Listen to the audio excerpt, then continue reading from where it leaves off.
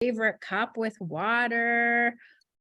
I'm really looking forward to today's session, and I hope you are as well. So just letting everybody know that this is being recorded. And we put these all on Candu's website for you to go reference. If you felt like today's session was really great, you could tell your colleagues, tell your friends, tell your circle to go catch this on the replay. So welcome everyone to Innovate BC. It is the first day of March. So hard to believe. I feel like February went by so fast. January did not, but February came in and then came out, and here we are with March 1st. So I always love, anything new beginning. So the beginning of the month, the full moon, we have a new season coming up in about 21 days. So I feel really good today. So I hope you do well wherever you are. I hope that you feel well, that you feel good, that you know that you belong in Creator's world. So before we just jump into things, let's just take that moment. I always think it's important. We don't do this enough. Just to press pause, take that deep breath in, deep breath out, and just give thanks, extend that gratitude for whatever goodness that this day has given to you. Creator met us, when that sun rose in the east, giving us that new beautiful day, and it's here, it's halfway through. So just taking that moment to acknowledge the beautiful land. So I'm living in Treaty 6 territory, Misquechiwaskagan, so Edmonton, Alberta. But I'm a Saskatchewan girl, so I acknowledge, the land in which I live on, and acknowledge all of our relatives, the animals, the plants, the sacred waters. We're never alone in Creator's world. So we just, come with a grateful heart and just give thanks. And we always give thanks for this moment as well. So Innovate BC, this webinar, an opportunity for us to learn, to listen to story, to be inspired, to build on our own capacity. And I really believe today's webinar is really about that. So we got Bonnie Hill joining us today. The conversation is around community engagement. I think a really, really important one. Whenever we talk about that economic development in our organizations and nations, the one, topic, that theme that comes up is always getting that community engagement, getting that community voice, listening to the community. So I think this is a really good conversation today. Tips, techniques, virtual tools, we love it all. So Bonnie's going to come and share, her knowledge and her expertise. So she's joining us from BC, and a First Nation on Southern Vancouver Island. For 17 years, Bonnie worked with her nation in their efforts to create sustainable systems of governance, including management of lands and resources, cultural revitalization, and food security. So in 2015, she accepted a position with the Resource Center as a development and operational support technician. So she assists nations on Vancouver Island and in northern BC to develop and implement their land codes. So she's a land code governance advisor in BC. And I think I always love to hear, personal information from our family, our guest speakers. So in addition to taking an active role in her community, Bonnie most enjoys spending time with her 3 grown children and the extended family. Most of the time she could be found at her desk, but in her downtime, beachcombing and live music, I love the live music, are on the agenda as well. Just before you all came on, we got to see her dog, beautiful dog. That brings joy to my heart. So I hope whatever, this month brings you, I hope you do find those moments of joy. All right, so let's hand it over. Bonnie, we're honored that you have joined us this afternoon. And so I'm just passing this virtual mic over to you. The show is yours. Thank you. So excited to be here. Very unusual to have 2 Bonnies on the same call. I'm just going to go ahead and share my screen. Let's see here. Oh, I have to move you over first. There we go.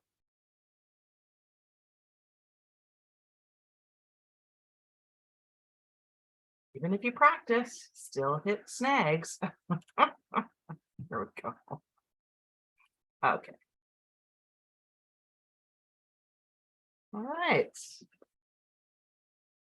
All right. Good to be here. Good to see you all. Hopefully people pop in as we go along here.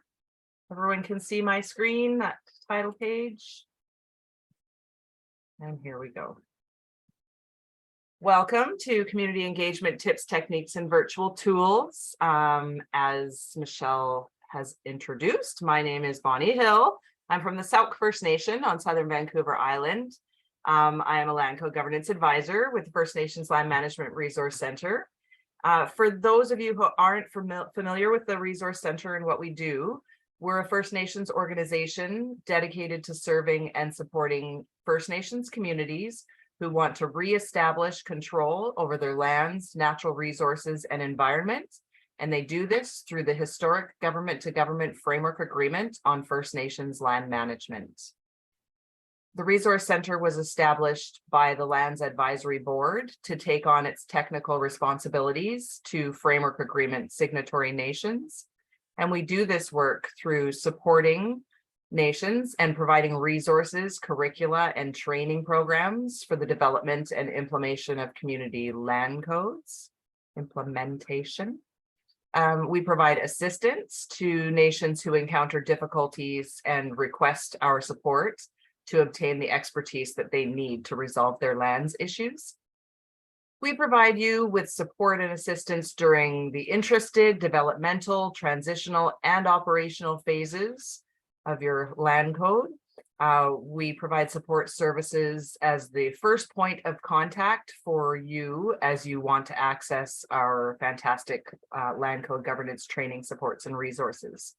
I do want to mention before we begin that the materials are based on the First Nations Land Management, Resource Center's strategic approach to land governance and management training centered on the framework agreement on First Nations land management, but that certainly the tools and the tips that we speak of today are most definitely transferable to your other projects.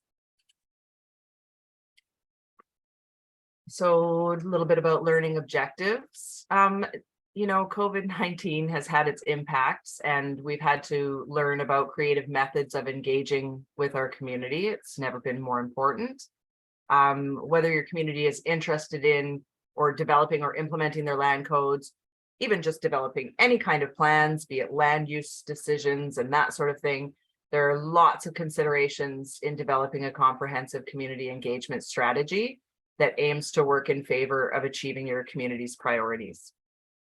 Today, we're going to discuss tools and tips and techniques that have worked in my experience, to engage communities through various stages of governing their reserved lands and resources, including building awareness around a given topic, plan, or project, bringing people together in different ways, and using a variety of tools that you can take back and hopefully utilize in your own community engagement strategies. Yes, my expertise is definitely in the context of working with framework agreement signatories, but as I said, the tools are transferable.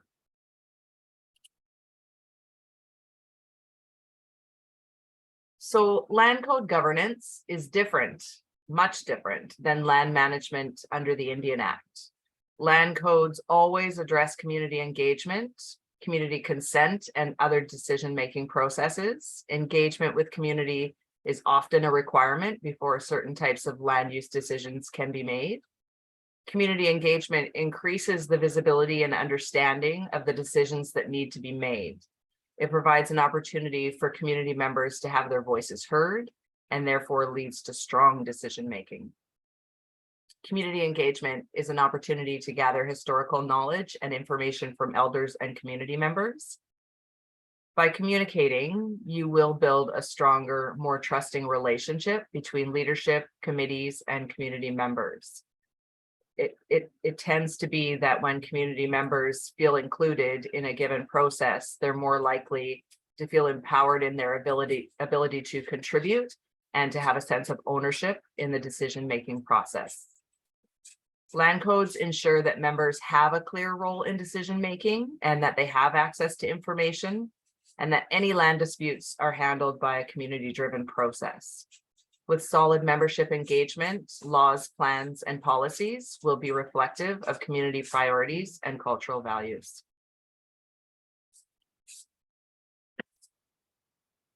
So this slideshow, very colorful, it's not so good for printing. Sorry about that. It shows the different levels of community engagement and some of the tools communities are using at each of these levels.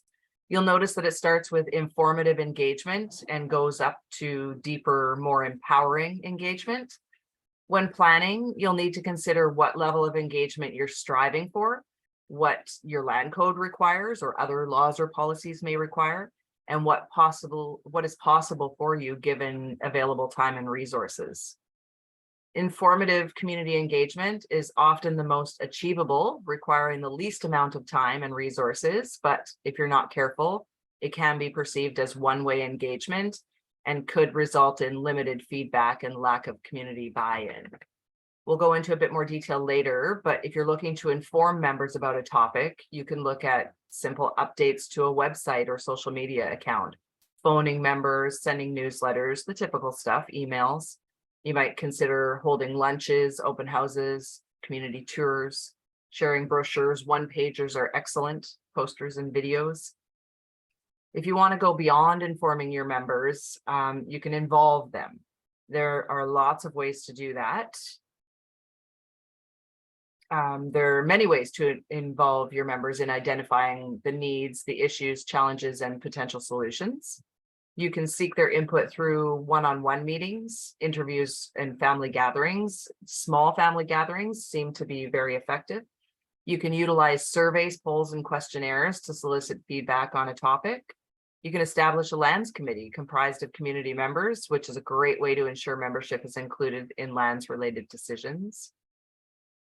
The last and deepest level of engagement is empowerment. This is where you're not just informing and involving your membership, but you're putting the decision in their hands. Some land codes require a ratification vote for certain things, which we'll get into a little bit more later. Empowerment is typically the most time-consuming and costly form of engagement, as ratification votes can range from $5,000 to $30,000, depending on your approach and how you take on that work. So one of the main goals of community engagement is to include as many voices as possible. Often you might find yourselves getting the same 5 or 10 participants showing up at your events. This is extremely common, certainly happens in my own nation. And while you shouldn't discount those voices, you'll want to do everything you can to attract a broader representation of the community. One of the first steps to achieving your goal is to recognize how busy people are. Many of us work all day, have kids in sports or extracurriculars. We're caregivers to our family members, etc. Participating in community engagement may not be at the top of your membership's priority list. So for that reason, we need to make it as easy and accessible and inviting as humanly possible. And there are a few ways that we find land code communities doing this. For example, engaging those who do show up to the best of our ability, encouraging those who do show up to share the information with other members who didn't make it, offering transportation and childcare, observing and honoring cultural protocols, including having a feast, asking an elder to open and close the events with a prayer, and offering translation is important. Offering both online and in-person meeting options, certainly respecting everyone's time with a firm start time and end time. Offering incentives, door prizes, and honorariums, definitely get people out to your meetings. Establish a meeting ground rules to keep the community and committee meetings on track, such as respecting others, listening to learn, sharing to inform. Don't single people out, stay on topic, and let people speak. A good facilitator is key to holding people to these rules. A good facilitator or planner to lead a meeting is essential. This could be an outside consultant or someone within your organization. As much as you possibly can, it's always a good idea to have your organization do the facilitating of community engagement, as they're the face of whatever your project happens to be. In my case, it's typically those are the land code coordinators or the lands managers who are the face of the land code, and they're responsible for the implementation. So facilitating dialogue and asking for input is an effective way to improve and maintain your relationships with your community. When you're trying to engage the entire community, it's always good to ask whose voice is not being heard. Why do the same people show up every time and not others? If they're not coming to your meeting, why not? How can you change that? What can you do to change that? How do you ensure that their voices are being heard, even if they don't show up at meetings? Also, we're talking a lot about formal engagement, but I want to mention also the effectiveness of informal engagement, like having an open office and connecting with your members through general conversation in the community. It can be very informative, and members tend to be more candid with you about their concerns than they might be in a crowd of people.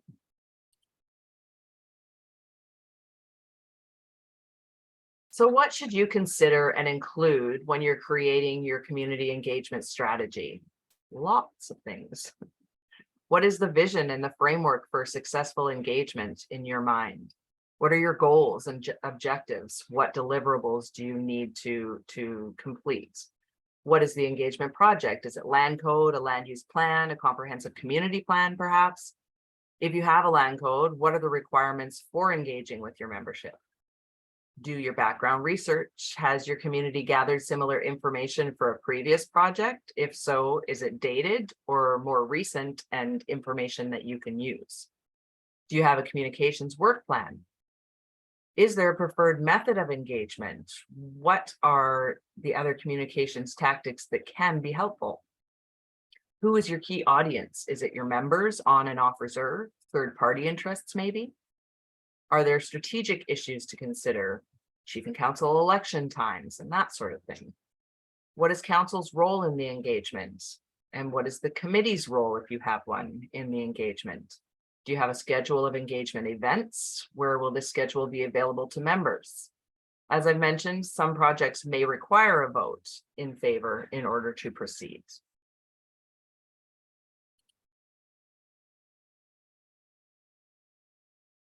The scope of a community engagement strategy can be specific to a single planning project.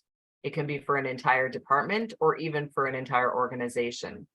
You can do a community engagement strategy for your specific project, like your land use plan or your environmental management plan, or sometimes your organization may have multiple engagements happening that need to be coordinated. The community engagement strategies can be very powerful when employed across an entire organization. Consistency is very important as well. So if you've got communication strategies that you use for one project and they've worked, definitely use them for the next one. The questions posed here are designed to help you think about the core issues in your engagement strategy.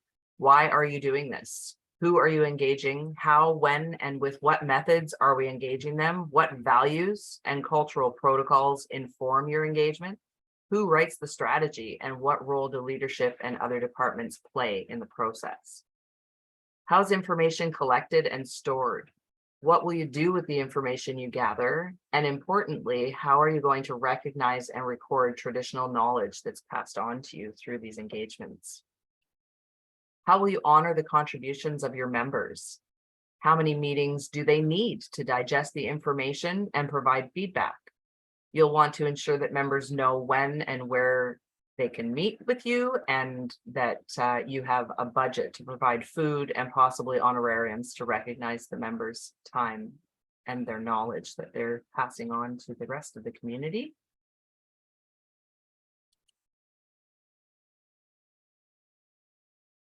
A community engagement strategy is a plan to ensure that you're seeking input from all of your members on your given important matter. Through your strategy, if you create a platform from which members can raise concerns, ask questions, or make comments on a proposed project, you will achieve community buy-in and ensure that your people take ownership of whatever the initiative may be. Successful engagement means that the audience receives adequate information to be well informed. Issues are raised and discussed, even the unpopular questions and opinions. They're important as well. And comments and feedback must result in action. That is key. It's a trust builder. When community members can see that their comments and feedback have been integrated into the plan, they trust that they have the ability to impart their wisdom and have an effect on the process. Be specific and strategic in engaging with members. Consider breaking down your audience into smaller groups: elders, youth, on and off reserve membership, staff, and of course, chief and council. Different demographics will need to be engaged in different ways.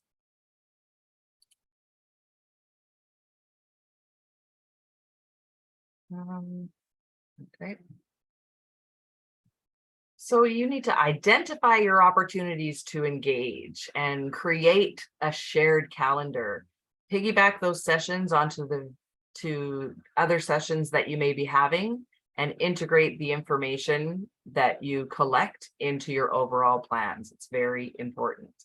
What will the role of leadership and staff be? You'll want to develop key messages, provide a 1 or 2 page reference document, as well as perhaps a document describing everyone's roles and responsibilities on a given project. Some people want all the detail. More often than not, people want simple, quick and easy to read stuff that they can just pull up, have a look at, grasp what's going on, and then proceed to ask deeper questions should it interest them. Definitely know your audience, do your front end work, and learn how they want to be engaged. Use those different approaches based on their preferences.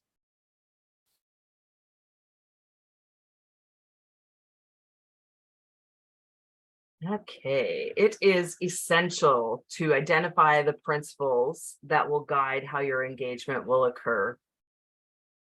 It's kind of important to think these things through. It seems I know that there's some repetition, and I guess the things that I really want to hit and that are really important, I seem to have ended up putting in here more than one time. It is essential to identify your principles. How will you honor the history of your nation? Include all demographics of people in your community in an open and transparent way while sharing knowledge. You may want to incorporate your traditional language and cultural knowledge into your plan. Art and music can play an important role as well. Incentives or giveaways are a great way to encourage community members to be engaged and to invest time and effort into learning about your topic.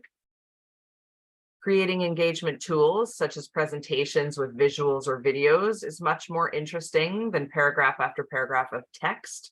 Informal engagement such as campfire chats, storytelling, hosting workshops, and land tours are a useful way to get community engaged in the conversation in a relaxed environment. When it comes to social media, if you don't already have a social media policy for your community, consider developing one. Particularly nowadays when so much of our engagement takes place online. Engagement and relationships with community can be easily soured when comments on social media go unmoderated and there's no policy in place to assist staff and leadership in dealing with those issues. The use of virtual tools, including social media, Zoom-style meetings, and websites, are helpful tools to engage with members. This was especially so during the time of social distancing when we were forced for a time to engage virtually. And while it's not always an appropriate method of engagement, our experience through COVID has certainly taught us that we can engage virtually with good results when needed. Creating a community contact list that includes phone numbers, mailing addresses, and email addresses is key to reaching out to membership and sharing information. Keeping up to date on that community contact list. I mean, they get outdated so quickly, and members, they don't always remember to call in and give you their current info. So I find people are often chasing folks to get their updated information. It's a task to keep on top of that.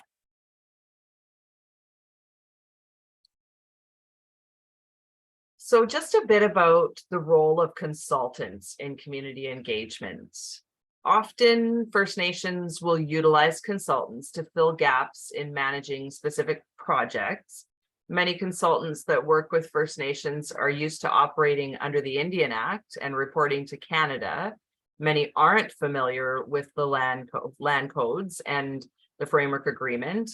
And when that's the case, you sometimes get results that aren't useful to a community and don't support their land governance efforts. And then in the worst case scenario can work against them. We always recommend issuing a request for proposals, even if you sole source and end up hiring the same consultant that you always use. An RFP process keeps them on their toes. It lets them know that you're in charge, you have the expectations that they need to meet, and that they aren't guaranteed any work.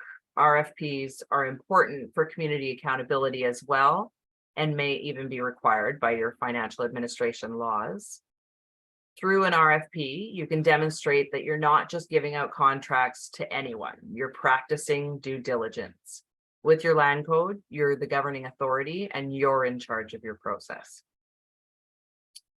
The role of a consultant in community engagement really depends on what you need. If you have the time and the capacity, you'll want full control over an engagement process so that the nation is really driving the process and the consultant is there to provide technical advice. If you're short on time and you have a pressing need, or you don't have the in-house capacity for engagement, a consultant can get it done quickly, but then you won't necessarily have full control of the process and the community may not really buy into your project. Success is most likely achieved where there's more of a collaborative effort between the consultant who brings their expertise and the lands department who knows what they want and has the capacity for engagement. It can be very helpful, and we can certainly help here at the Resource Center with any request for proposals process you're undertaking.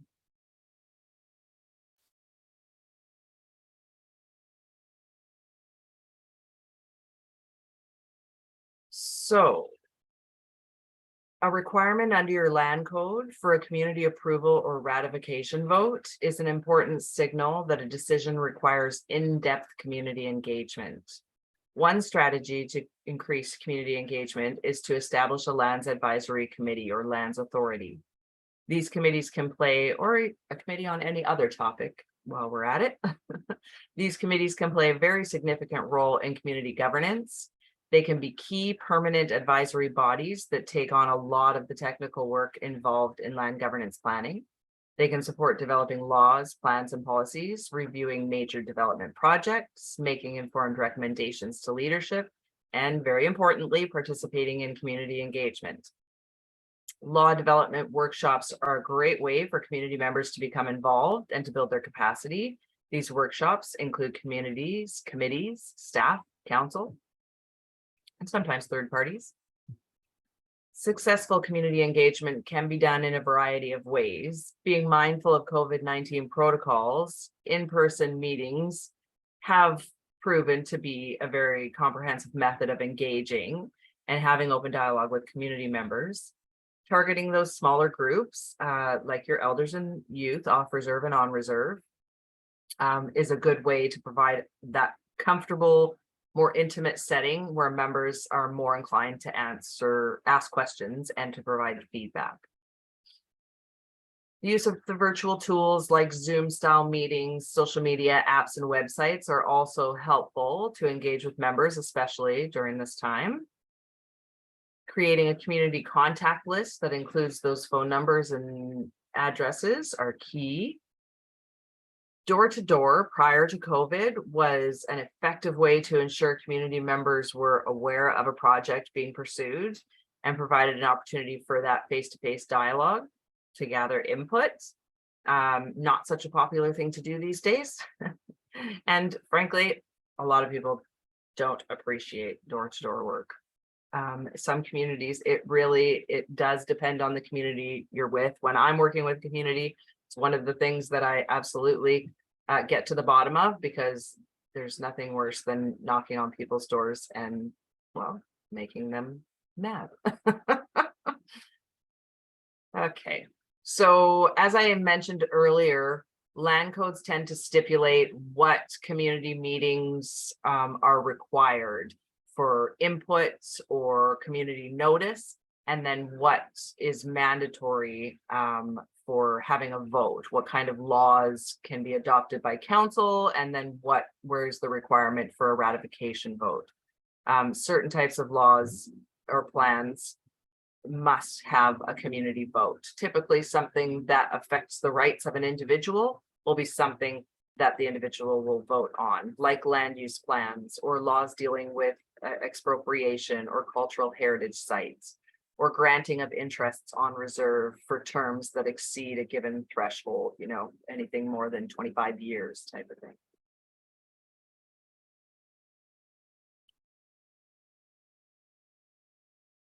Surveys and questionnaires are very helpful. It's really essential.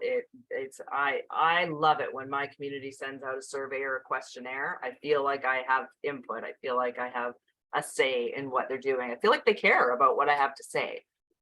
So yes, it's a popular method. You need to know what your project is, what information would be helpful to know. Recently, I received a survey from my own community, and it was not that helpful to me personally, because I didn't know enough about the context and why and what that information was going to be used for. So it's suggested that you keep your survey to a maximum of 5 questions and ensure that it can be completed within 5 minutes, or your audience may check out or decide not to do it altogether. The types of questions that you need to ask, you'll need to contemplate that. Are they open-ended or closed-ended questions? Would it be helpful to provide pre-populated responses or allow for open-ended responses? Surveys can be done on paper, through the newsletter, put on your website, or through social media. And when creating your surveys and questionnaires, don't make it overly complex to collect and analyze the data you've received. Simpler, the better.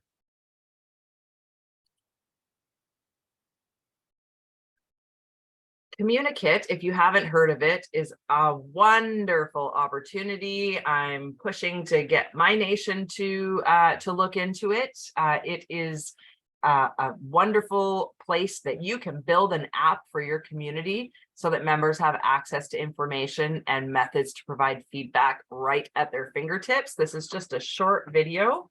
I'm going to press play on it. Hopefully it works for you.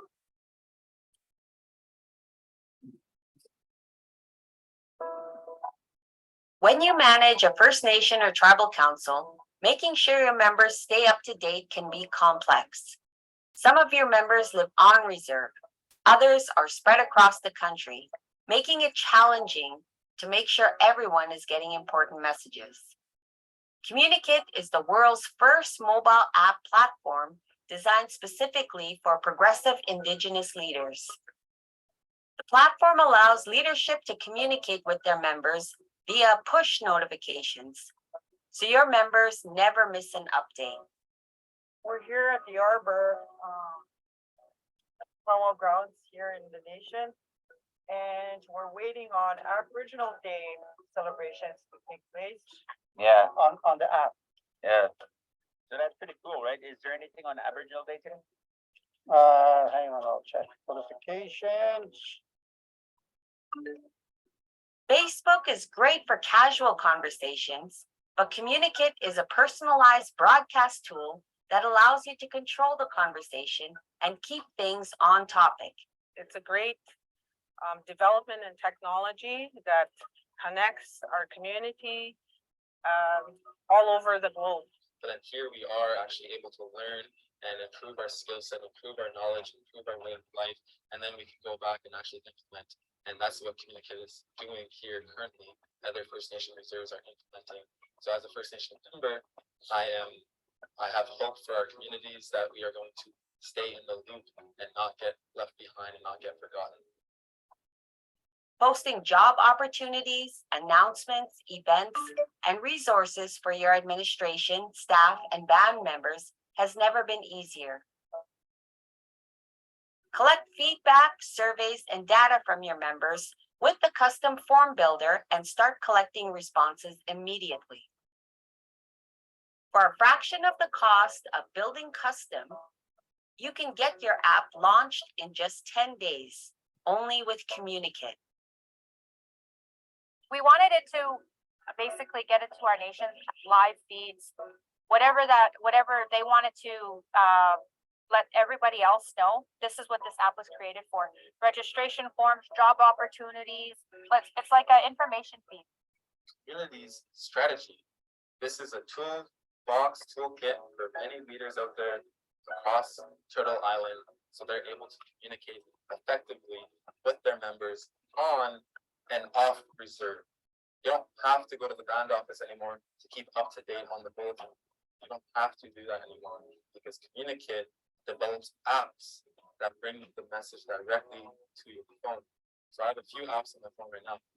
Avia Inc. would like to acknowledge that we are on Treaty 6 territory, the ancestral and traditional territory of the Cree, Dene, Blackfoot, Saulteaux, Dakota Sioux, as well as the Métis. Our recognition of this land is an act of reconciliation and an expression of our gratitude to those territory we reside on. The treaty represents a relationship, the relationship between our peoples moving forward together in a respectful way. The treaty stands for equality. All peoples are equal under the Creator.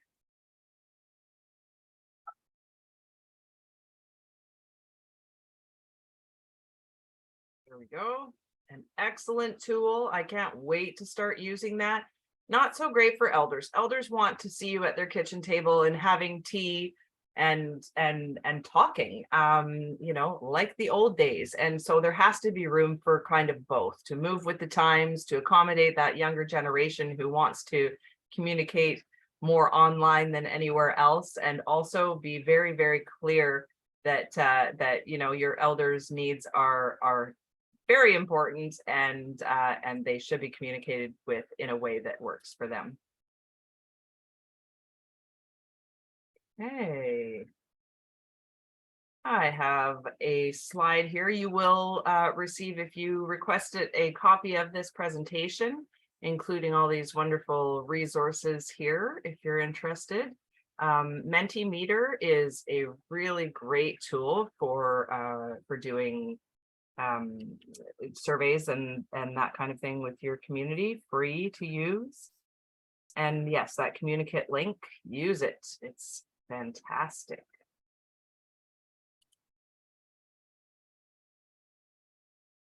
Does anybody have any questions or comments that they would like to share now?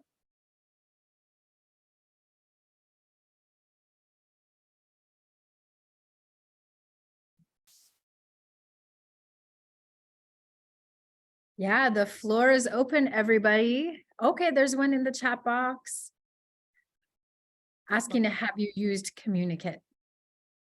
I haven't. As you saw on that slide, the Williams Lake First Nation has started using it, and they actually shared it with us at our last engagement session. And it got me really pumped and excited. I haven't used it, but they have, and they're very excited about it. And it's working quite well in their community. So yes, I'm encouraging everybody to check it out.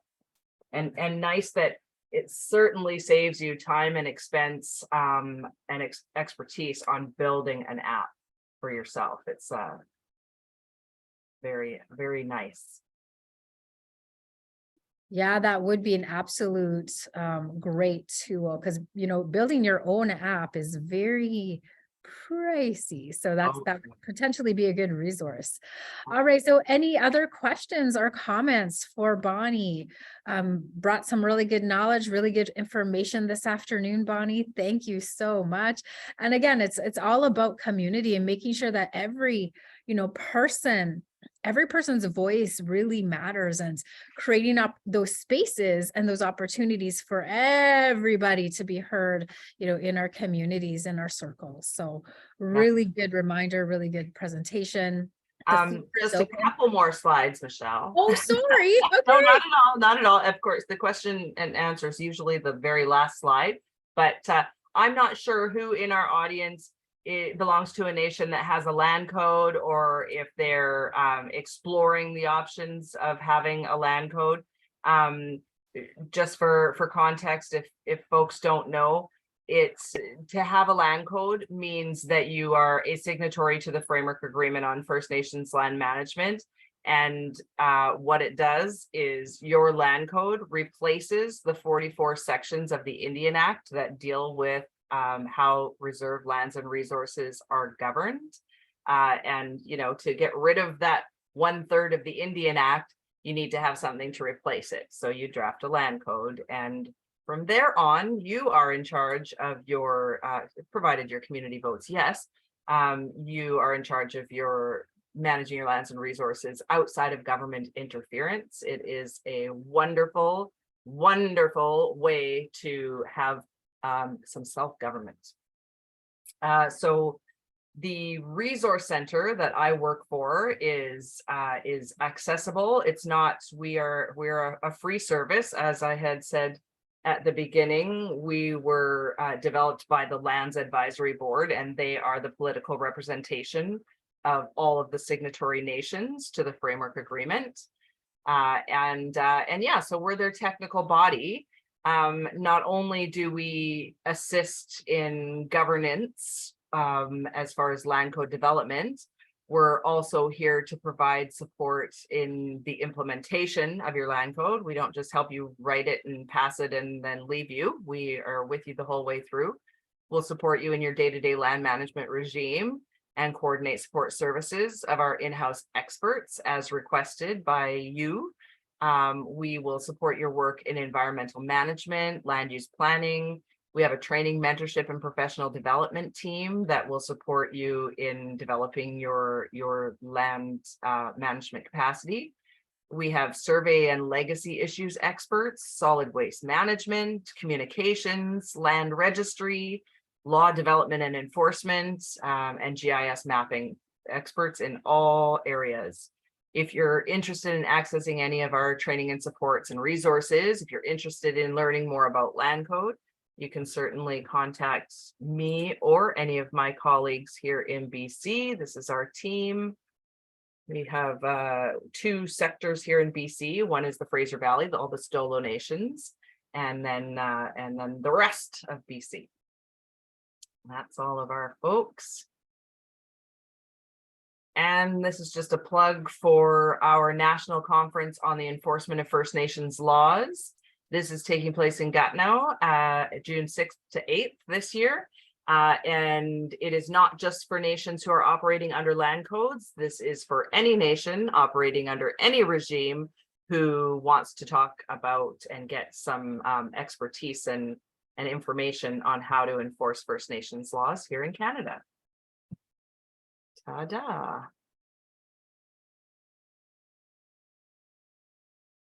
There we go. Okay, awesome. So I just seen one comment in the chat box from Ken. You might want to check that out. Do you feel that Communicate would be a full replacement for face-to-face meetings? People go to meetings if they feel that they will obtain unique takeaways and skills, knowledge from the meeting that they would not otherwise obtain. Oh yeah, it can't be a full replacement. There just isn't a way for that. I mean, it's a at your fingertips, you know, touch of a button. You get push notifications when things are. So then, I mean, I don't know about all of you folks, but I've worked for my community for a long time, and I know that people say, I didn't hear about that. I haven't heard anything about that. And I always say, well, I look at the Facebook page, or I check in, I look at the bulletin board, I inform myself to make sure that I'm aware of what's going on. But this is a really good way that if, you know, anybody who has a phone will not miss out on anything. If there's a meeting, they're going to get a notification, and any forms and any information on your website can be on there. All of the events, all of their abilities or opportunities to participate and provide input right there at the touch of a hand. But no, it can't replace face-to-face meetings. Sometimes well, all of the time. You need to have those face-to-faces because that's how you actually communicate. The communicate is one way. Often. That's great. Yeah. It's Ken. I've got a question. What do you feel about accurate minutes of the meeting so that people can read the minutes and then say, gee, I wish I was there so I could discuss this further, or maybe they'll go out to the next meeting. I mean, I've got poor skills in regard to minute taking, but I've seen people that have some exhaustive skills or excellent skills at minute taking, where you say, wow, I was at that meeting and this is even better than being at the meeting. So what comments do you have on minute taking, and should they be published, and should they be detailed, and or is it just distracting from the meeting? And that, I don't have to attend the meeting, I'll just read the minutes. Yeah, no, I think it's really important for folks to have access not only to the full script minutes, as in the verbatim minutes, but also a summary of the motions, decisions, and actions that took place at that meeting. I don't think that I think it's handy. It's a handy tool for people who did miss the meeting. I don't think it replaces the meeting. I think that folks who are going to attend are going to attend anyways, and they may or may not read those minutes. I do think they should be public. For anything, for any community engagement process, for chiefs and councils. I'm an elected council member at my nation, and yeah, as a member, I want to know I have access to see those chief and council minutes if I want. My experience is that for the most part, people don't ask to see them, but that doesn't mean we shouldn't have them ready and waiting in case somebody does. It's a very important piece. Not only that, but it's the legacy. It's the keeping that on file so that the future generations, the future leaders can look back and see what decisions were made, how they were made, why they were made. And yeah, that's important for us going into the future, to know how our leadership has always been managed. It's we don't have that. I notice in my own community, we don't have chief and council minutes from years gone by. I kind of think we should be keeping all of those. I think it's an important historical archive of information that we're going to regret. But I'm a keeper. I keep things. I keep every school project my kids did and that kind of thing. So yeah, I think keeping information logged is important. It's Ken again. Now, should a portion of every meeting be a community meeting, be dedicated to what's happening in the meeting, and maybe a roundtable of people's, this person passed away, and this person got married, and this person had a baby, and somebody graduated or whatever, and an accident happened. It's sort of a catch up on all that, on things that may not be. So it's you go to the meeting, in addition to what the purpose of the meeting, you get to very briefly touch on what's happened in the community since the last time we've met. Like an open forum, like an open table for folks to contribute. What we tend to do that we have community dinners every other week, and so we provide a space for folks to step up and say whatever community announcement that they want to say. Let us know about funerals and things like that are going on. When it comes to specific engagement meetings, what tends to happen is that if there's any hot button issues going on in the community at the time, everybody wants to talk about, well, everything but the topic you're there to discuss. So I think that it's effective and important to honor that and give the folks the time and space that they want to discuss whatever issue they want during a portion of the meeting. If that's not possible, at the very least, there should be I say should, but I think that there should be a nice big old piece of paper on the wall with the parking lot. Let's put this in the parking lot. If you've got an issue that you really want to talk about and discuss, let's put it over here. We'll finish with the business at hand and then provide an opportunity to go back and discuss that issue. I'm not a believer in dismissing anybody, whether the topic is relevant to the issue at hand or not. If somebody has something to say, I'm all for letting them say it. Thank you. Thank you. Ken always brings those good questions. Love it. All right. Well, thanks everyone. Unless anybody else has a question before we close today's webinar, we thank you so much for joining us. Bonnie, thank you for the Thank you. knowledge you brought to the table today. Have a good rest of the Wednesday. We're midweek, first day of the month. So do something good for yourself. Always take care of your own spirit. Be kind to the land, honor Creator, and be well, everyone. We'll see you next time. Thank you. Take care. Peace.